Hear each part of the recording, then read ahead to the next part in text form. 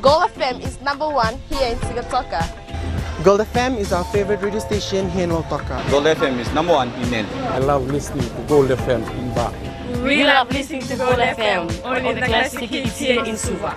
Hear about bottled cola, you immediately think of gold. I'm Josephine Sabi and I love hearing Gold FM. Gold FM, only the classic hits.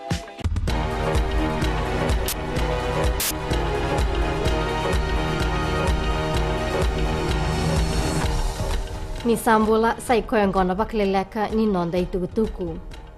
E sama isolia ni kona presidenti bakatawa ni nonda matinitu o Justice Anthony Gates na ibakaro ana kena wakaedori na bending-dingi sena writ of elections. E keni mbali-mbaliongo ni rasanangay bakandeitaka na beisongo-songo baka politiki na nonra mata meratu na bending-dingi kapaka kina na kena sama isongo tiko na register sena walayada beira na leoni banua.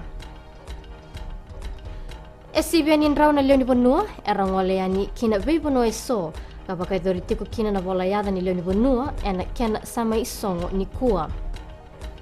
Era saba kongeti na leoni banua ena nomini kila na iwale-wale ni bending-dingi kena banua ni na tonga kina na nomini ding-dingi. E saba ongo e basang katolo na singa mena baka idori kina na bending-dingi.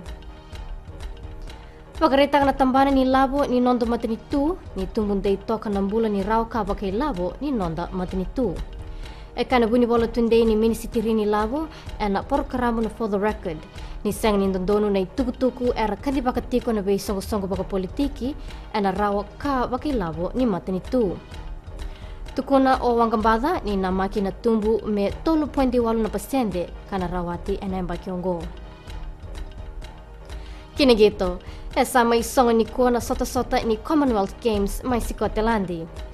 E nangay bakay doritali na sot-sotongo ni uti eba na mbaki kana bakay doriti ko may Australia. Amay bakanday taki kuwa o Ingilandi e na itubo-tubo ni metali ka tarabo o Australia kay Canada. Sa may dabay kera na bakaleleka ni nonda itugo-tugo ni temo demanda.